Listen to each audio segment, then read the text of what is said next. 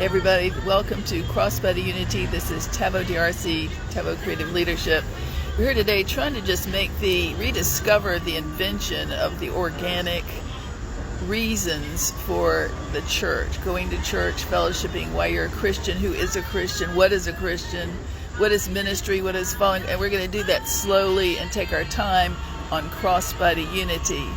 I'm not upset, but my frustration shows when I think of the difficulty it has become in the last 15 to 20 years when the Lord sent me about his body, getting respect, black and white, no indifference, until the Lord started to send me to study the moves of the Spirit that were in prophecy and good worship.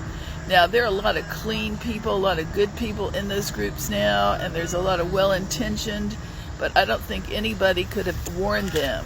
My daddy didn't warn me about celebrity, and about the power of the prince and power of the air, the principalities, the dogma, media, personality, and then winds and trends of leader doctrine.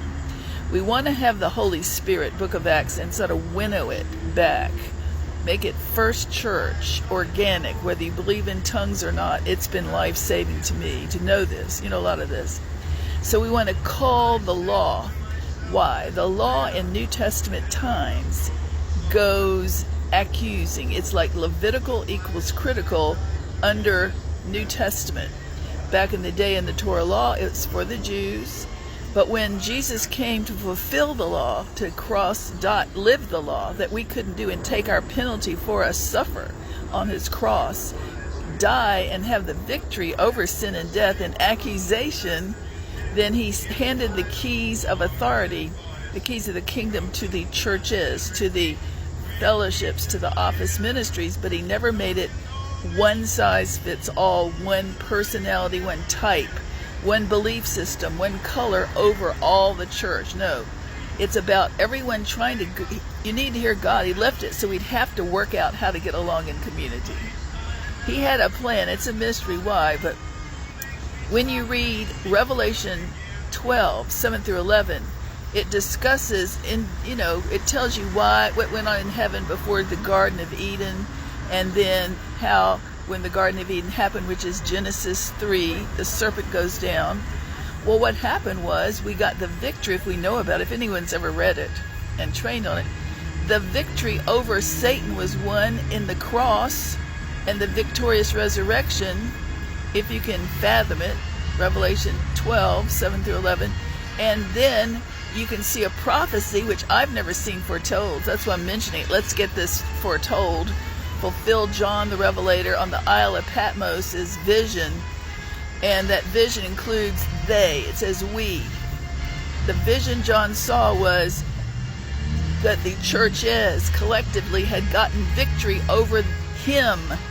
They overcame him, who is him, the accuser, the deceiver, the backbiter, the liar, the whatever the Satan character fruit is like.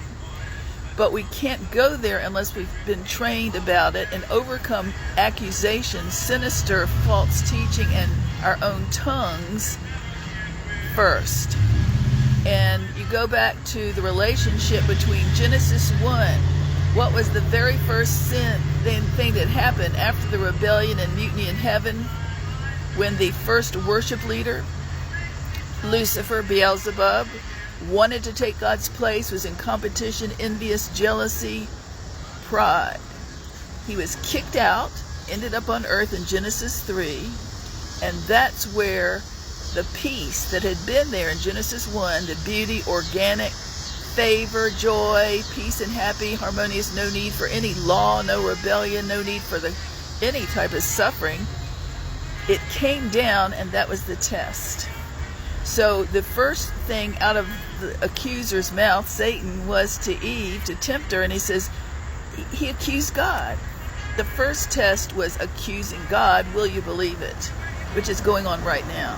It's popular to accuse God. So nobody knows. So we can look at how time and history repeat itself because it's human nature.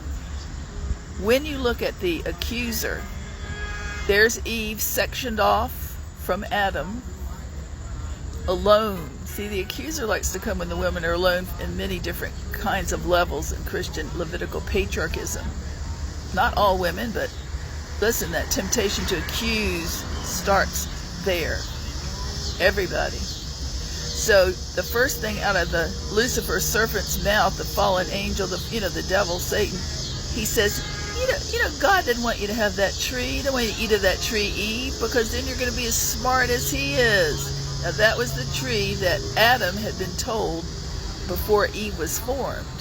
Back in Genesis 1 or 2, before Eve was formed, he said, don't eat that tree. The one rule, the one thing, you can have anything, everything except one thing. Why? Because God didn't want a puppet.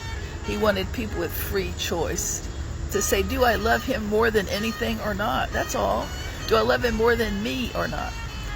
So then when Eve believes it, the accusation, she is deceived and she eats the fruit. Well, then she goes over and says to her husband, Adam, why don't you try this fruit? And Adam, who was given the chain of command before Eve was formed, he takes that fruit, willfully participates, eats it, chews it, swallows it, and ingests it, and that is how sin nature came. So then, when you read how God reacted, God knew, his spirit left, the Holy Spirit left, all the harmony left, all the peace and provision left at once. And so we see what happens. God comes. He shows up like a great dad, a great parent, a great leader. He doesn't accuse. He's not the accuser. He's not the devil, so he doesn't accuse, lambast, defile, demean, and disrespect Adam. Even though Adam was chain of command responsible for saying no to Eve, don't eat that, let's go confess to God, my opinion, my submitted Selah. So because Adam willfully participated, he'd been told and trained beforehand when it was just him and God, nobody else, he had the responsibility to confront him. So God politely, respectfully, and firmly up front confronts Adam, not Eve. Well, Adam has a fallen nature now, and he wants to control God. He wants to get away. He wants to hide. The nature we all fight. So he ducks and avoids, and he says to God, resembling the new nature, which is carnal, satanic, basic. Well, he accuses his wife. He accuses Eve. All right. He says he blame shifts. He's quick and blame shifts onto Eve. And he says, well, that woman you gave me made me do it. That type of thing. So we got to go back. We get to go back and revise our teaching. Instead of sin consciousness, it's the woman, the little evil witchy woman, all that stuff that is in history and traditional LP that accuses women and men and that treats people like, oh, it's never my fault, it's always somebody else's fault. That goes back right to the core of nature where they didn't human up.